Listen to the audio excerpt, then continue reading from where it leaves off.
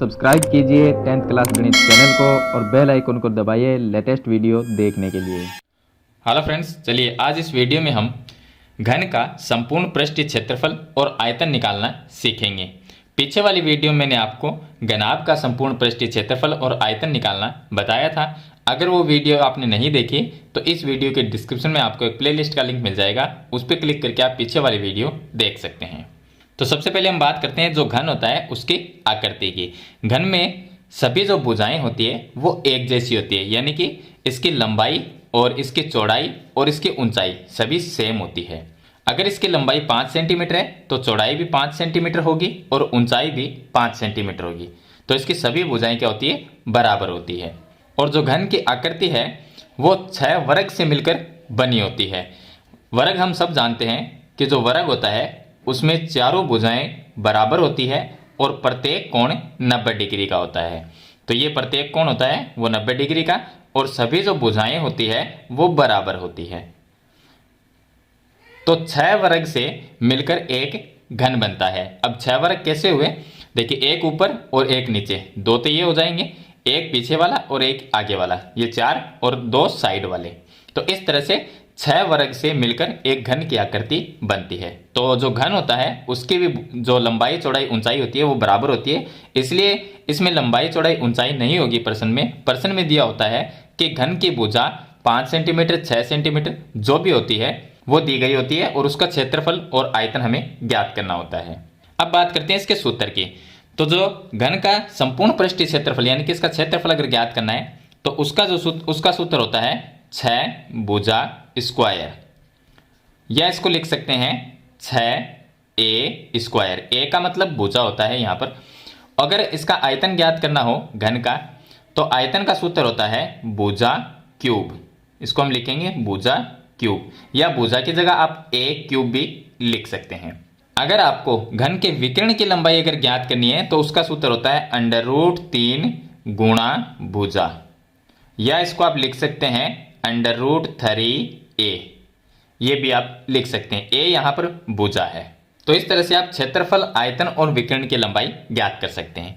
तो यहां पर जो एक घन की आकृति है उसकी लंबाई 5 सेंटीमीटर है, चौड़ाई भी 5 सेंटीमीटर है, ऊंचाई भी 5 सेंटीमीटर है, यानी जो घन की भुजा है वो 5 सेंटीमीटर की है। तो इसका हम क्षेत्रफल ज्ञात करेंगे और आयतन ज्ञात करेंगे। तो यहां पर हम लिखते हैं कि घन का पृष्ठीय क्षेत्रफल, पृष्ठीय क्षेत्रफल हम ज्ञात करेंगे। तो इसका सूत्र होगा पृष्ठीय क्षेत्रफल का 6 भुजा स्क्वायर। अब यहां पर भुजा का मान 5 सेंटीमीटर है तो भुजा की जगह हम 5 लिख देंगे। तो ये आ जाएगा 6 इंटू में 5 का स्क्वायर, और बराबर में ये आ जाएगा 6 इंटू 5 का स्क्वायर करेंगे तो आ जाएगा 25। 25 को 6 से गुणा कर देंगे तो ये आ जाएंगे 150 आ जाएगा सेंटीमीटर स्क्वायर। क्षेत्रफल हमेशा स्क्वायर में आता है। इसी तरह से हम आयतन निकालेंगे। तो यहां पर हम लिखते हैं घन का आयतन। आयतन का सूत्र होता है भुजा क्यूब, या तो इसको भुजा क्यूब लिखो या आप a क्यूब भी लिख सकते हैं। भुजा घन की 5 सेंटीमीटर है तो इसकी जगह हम 5 लिख देंगे। तो यहां पर हम 5 का क्यूब कर देंगे। तो 5 का क्यूब का मतलब होता है 5 को 3 बार गुणा करना, या आप ऐसा लिख सकते हो 5 इंटू 5, ऐसा भी लिख सकते हो। अगर तीनों को गुणा करेंगे तो ये आ जाएगा 125 सेंटीमीटर क्यूब। आयतन हमेशा क्यूब में निकलता है। अब बात करेंगे घन के विकर्ण की। घन के विकर्ण